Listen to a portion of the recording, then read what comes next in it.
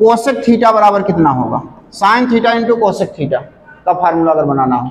देखो बच्चों अब इनका थोड़ा मिक्स करते हैं, sine theta into cosec theta बराबर क्या होगा, तो साइन थीटा का आप देख रहे हो, साइन थीटा का वैल्यू कितना है, साइन थीटा बराबर लंब बटे कर्ण, कोसेक थीटा बराबर कितना है, कर्ण बटे लंब। साइन थीटा की वैल्यू है लंब बटे कर्ण और कोसेक थीटा की वैल्यू है कर्ण बटे लंब, इससे कैंसिल हो गया तो इसकी रिजल्ट कितना आ गया 1। तो यहां से प्रूफ हो गया कि sine theta into cosec theta बराबर क्या होता है, 1 होता है। तो अगर यहां से निकालना हो साइन थीटा बराबर तो क्या होगा 1/, ये 1 बटा क्या हो जाए, कोसेक इधर गुणा में है तो उधर जाएगा भाग में।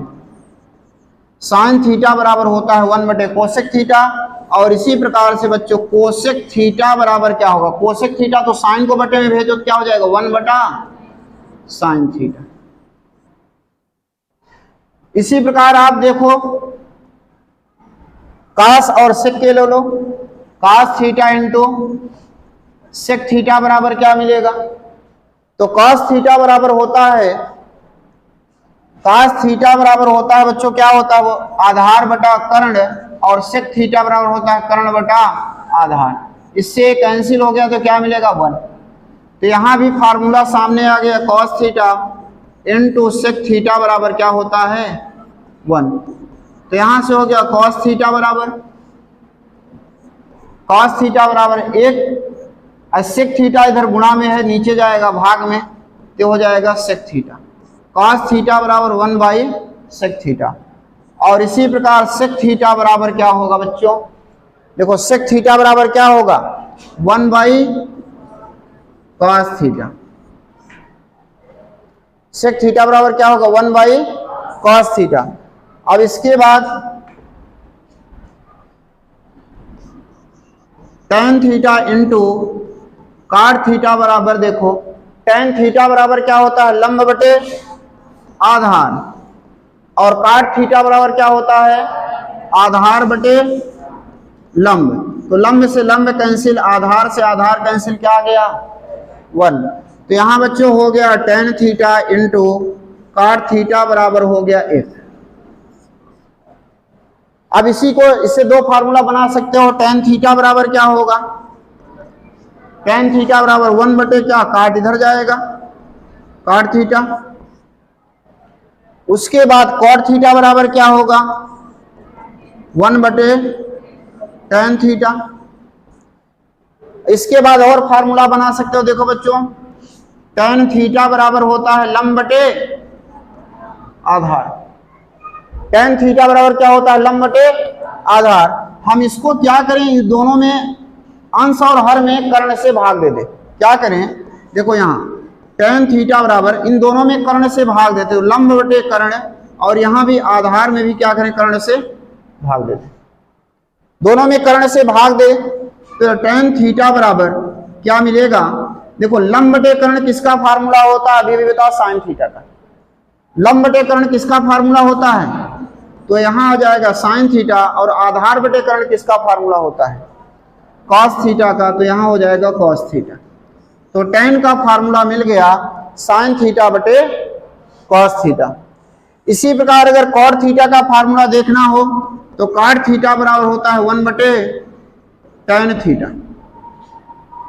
तो कॉट थीटा बराबर लिख सकते हो बेटा 1 बटे टेन, और टेन थीटा का फार्मूला मिला है साइन बटा कॉस, तो टेन नीचे से है तो यहां लिखोगे साइन थीटा, और बटे में क्या हो जाएगा कॉस थीटा, तो यहां कॉट थीटा है, sorry cot theta, cot theta बराबर फार्मूला हो गया कॉस थीटा बटे साइन थीटा।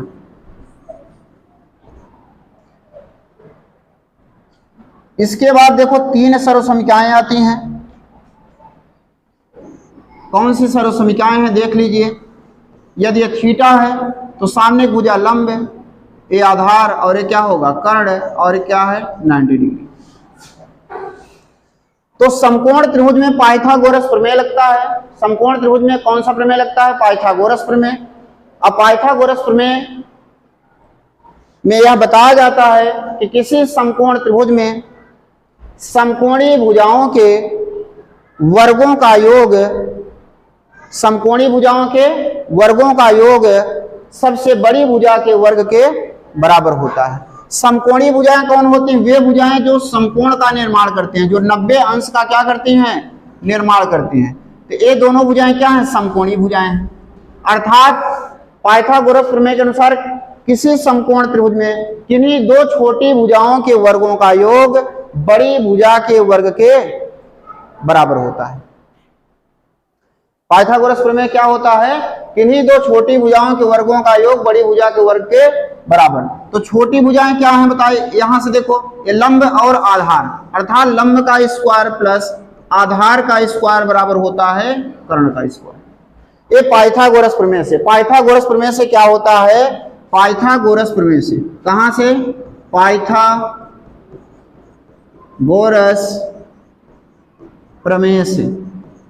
पाइथागोरस प्रमेय से क्या होता है? लंब स्क्वायर प्लस आधार स्क्वायर इक्वल टू कर्ण स्क्वायर। अब मैं लिख दूं दोनों पक्षों में कर्ण स्क्वायर से भाग देने पर, अगर दोनों पक्षों में कर्ण स्क्वायर से भाग दे दूं तो हो जाएगा लंब स्क्वायर बटे कर्ण स्क्वायर, आधार स्क्वायर बटे कर्ण स्क्वायर इक्वल टू कर्ण स्क्वायर बटे कर्ण स्क्वायर। तो लंब बटे आधार इसको लिख सकते हो लंब बटे कर्ण, ये क्या है? लंब बटे कर्ण का होल स्क्वायर, इसको लिखोगे आधार बटे कर्ण का होल स्क्वायर, और ये क्या हो जाएगा? 1। क्या हो जाएगा? 1। अभी अभी मैंने बताया है लंब बटे कर्ण को लिखा जाता है साइन थीटा। लंब बटे कर्ण को क्या लिखा जाता है? Sine theta. मैंने साइन थीटा की परिभाषा यही बताया, किसी समकोण त्रिभुज में किसी न्यून कोण थीटा के सापेक्ष लंब और कर्ण भुजा के अनुपात को साइन थीटा कहते हैं। तो लंब बटे कर्ण को लिखेंगे साइन थीटा, साइन थीटा का स्क्वायर, फिर प्लस है तो प्लस आधार बटे कर्ण किसका फार्मूला था? कॉस थीटा का था। क्या हो जाएगा? कॉस थीटा का स्क्वायर इक्वल टू क्या? 1।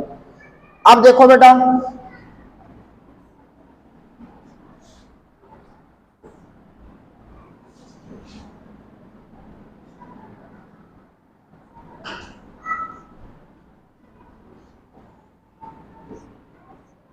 cos थीटा का स्क्वायर, उसके बाद क्या है? देखो ये केवल अनुपात का स्क्वायर है।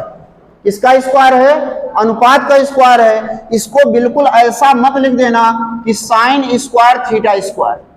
ये साइन थीटा का स्क्वायर का मतलब होता है साइन स्क्वायर थीटा। केवल ये अनुपात का वर्ग है बेटा, ये कोण का वर्ग नहीं है। थीटा क्या है? यहाँ पर कोण है, और साइन क्या है? अनुपात है। तो किसका वर्ग है? केवल अनुपात का वर्ग है। तो ये बोला जाता है साइन स्क्वायर थीटा, और ये हो जाएगा cos square theta equal to क्या हो गया? 1। इसे सर्वसमीका कहते हैं। इसे क्या कहते हैं? सर्वसमीका। Sine square theta plus cos square theta equal to 1। ये थीटा के किस theta belongs to real number के लिए क्या है? डिफाइंड है। Sine square theta plus cos square theta बराबर 1। अभी और भी दो सर्वसमीकाएं हैं। देखिए अभी मैंने कौन सर्वसमीका सिद्ध किया था? Sine square theta plus cos square theta equal to 1। अब यहां क्या करता हूं? दोनों पक्षों में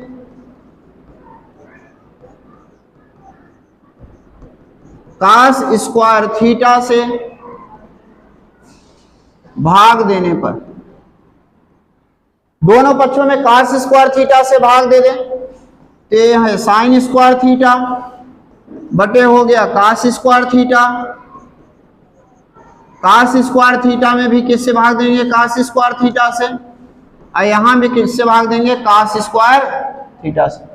दोनों पक्षों में किससे भाग देना है? कॉस स्क्वायर थीटा से। तो साइन स्क्वायर थीटा बटे कॉस स्क्वायर थीटा बराबर हो जाएगा ten square theta. Cos square में कॉस स्क्वायर से भाग दोगे आएगा 1, और 1 बटे कॉस स्क्वायर थीटा बराबर होता है सेक स्क्वायर थीटा। अभी अभी फार्मूला प्रूव किया था, अभी अभी फार्मूला प्रूव किया था 1 बाई कॉस इक्वल टू सेक। तो 1 बाई कॉस स्क्वायर थीटा है तो यहां हो गया सेक स्क्वायर थीटा। अब टेन स्क्वायर को उधर ले जाएं, टेन स्क्वायर को साइड में ले जाएंगे तो हो जाएगा sec square theta minus tan square theta equal to 1। ये तीसरी सर्वसमीका हो गई। कौन सी सर्वसंख्या हो गई, सॉरी दूसरी सर्वसंख्या, ये दूसरी सर्वसंख्या हो गई। अब यहां पर कुछ वैल्यू होती है, अब ये किस पर डिफाइंड होगा, किस पर डिफाइंड नहीं होगा। अब यहां पर ये नहीं कि थीटा का कोई भी मान ले लो, अब यहां ऐसा नहीं हो सकता थीटा का कोई भी मान ले लो, ये सिद्ध हो जाएगा। आई बात समझ में। अब यहां देखिए कुछ वैल्यू, अब देखिए tan कहां डिफाइंड है, कहां डिफाइंड है, tan और sec को थोड़ा देखना पड़ता है। देखो आपको परिमेय संख्या की परिभाषा पढ़े होगे, परिमेय संख्या p बटे q के फॉर्म में हो, लेकिन q का मान क्या हो, 0 के बराबर ना हो। तो अब थोड़ा से देखिए tan कहां डिफाइंड नहीं होगा और sec कहां पर डिफाइंड नहीं होगा, ये बात थोड़ा ध्यान रखना पड़ता है। देखो हम लोग जानते हैं tan थीटा का फार्मूला होता है sin थीटा बटे cos थीटा, और sec थीटा का भी बेटा फार्मूला होता है 1 बटे cos थीटा। दोनों के बटे में cos आ रहा है, तो मतलब अब ऐसी कोई वैल्यू नहीं होनी चाहिए जहां पर cos का मान क्या हो जाए, 0 हो जाए। जहां पर cos का मान क्या हो जाए, 0। तो कोण, वह कोण जहां पर cos का मान 0 हो रहा है वह कोण इसमें नहीं होना चाहिए। अब cos कहां 0 होता है, अगर ये देखना है कि cos कितने अंश का मान 0 होता है, तो cos 90 का मान कितना होता है, 0। देखो cos किसका किसका मान 0 होगा, थोड़ा देख लो। यहां 0 होता है, यहां 90 होता है, यहां 180 होता है, यहां 270 होता है, यहां फिर से क्या होता है 360।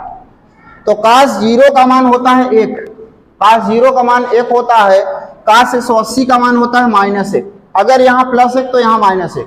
cos 90 का मान होता है 0, तो cos इसका भी मान क्या होगा, 0।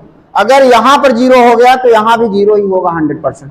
तो आप देख रहे हो बेटा 90 के बाद क्या हो गया 270। तो यहाँ इसको 90 अंश को लिखा जाता है, थोड़ा सा मैं डीपली बता रहा हूँ, पाई बटे 2 रेडियन, और इसको लिखा जाता है 3π/2 रेडियन में, रेडियन बताओ। तो π/2, फिर यहाँ पर जो कोण आएगा उसका मान होगा 5π/2, फिर यहाँ जो आएगा क्या मान होगा 7π/2, फिर जो यहाँ आएगा 9π/2। तो यहाँ आपने क्या देखा कि cos यहाँ 0 हुआ है, सब π/2 के कैसे गुणज हैं, विषम गुणज हैं। यहाँ π/2 का गुणांक 1 है, यहाँ π/2 का गुणांक क्या है 3 है, यहाँ π/2 गुणांक फिर से 5 मिला, यहाँ π/2 गुणांक 7 है। ये 1 3 5 7 क्या है, विषम गुणांक है। कैसे गुणांक हैं, विषम गुणांक। तो यहाँ जो थीटा का मान होना चाहिए वो क्या होगा, रियल नंबर तो होगा, लेकिन इसमें से कुछ वैल्यू छोड़कर, कौन सी वैल्यू, 2n + 1 π/2 के विषम गुणजों को छोड़कर, मतलब थीटा का मान 2n + 1 π/2 नहीं होना चाहिए। अर्थात थीटा का मान न तो 90 अंश होना चाहिए, न तो 270 अंश होना चाहिए।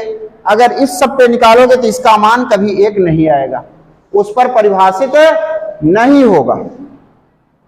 ठीक, अब इसके बाद क्या है, तीसरी सर्वसंख्या में अगर हम लोग आए तो तीसरी सर्वसंख्या देखो यहीं से फिर से प्राप्त होगी, जैसे होता है sin square theta plus cos square theta बराबर कितना होता है, 1 होता है। sin square theta plus cos square theta बराबर 1 होता है। अब इस बार दोनों पक्षों में क्या कर दो, लिख दो, दोनों पक्षों में sin स्क्वायर थीटा से भाग देने पर, दोनों पक्षों में sin स्क्वायर थीटा से भाग दे दो। तो sin स्क्वायर थीटा से भाग दोगे तो यहां sin स्क्वायर थीटा बटे क्या हो गया, sin स्क्वायर थीटा, प्लस अब आगे क्या है cos स्क्वायर थीटा, तो यहां भी sin स्क्वायर थीटा से भाग दोगे, और 1 में भी किससे भाग दोगे, sin स्क्वायर थीटा से भाग दोगे। तो क्या हुआ, sin स्क्वायर, दोनों पक्षों में sin स्क्वायर थीटा से आपने भाग दिया, तो sin स्क्वायर थीटा बटे sin square theta, cos square theta बटे sin स्क्वायर थीटा, और 1 बटे sin स्क्वायर थीटा।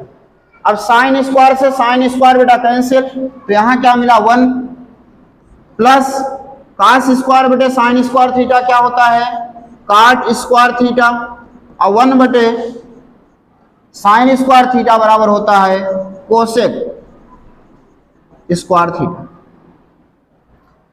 अब इसके बाद हम कार्ड को उधर ले जाएं, उस साइड में, दूसरे पक्ष में, क्या हो जाएगा 1 equal to cosec square theta minus cot square theta. इसी को ऐसे भी लिख सकते हो, cosec square theta minus cot square theta equal to क्या होता है 1।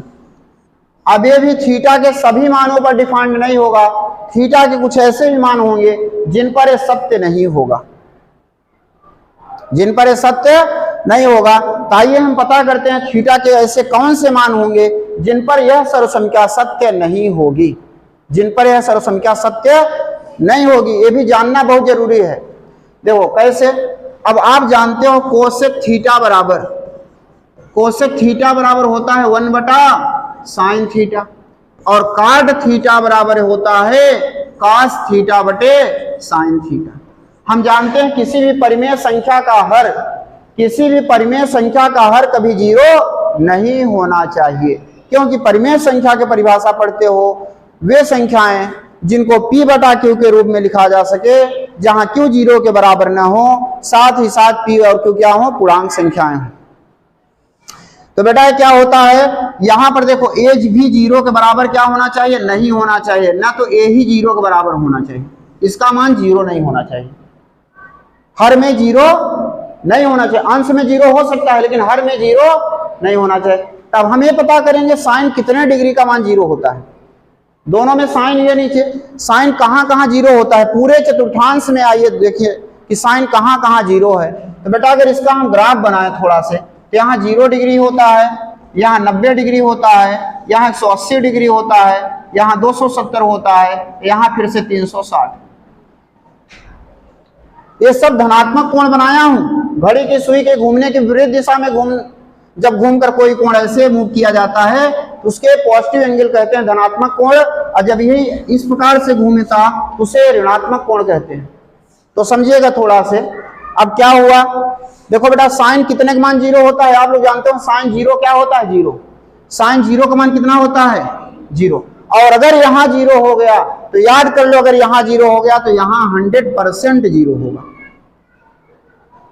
यहाँ 0 तो यहाँ 0। और साइन 90 का मान क्या होता है, +1, तो यहाँ पर 100% इसका मान -1 होगा। क्या होगा, -1।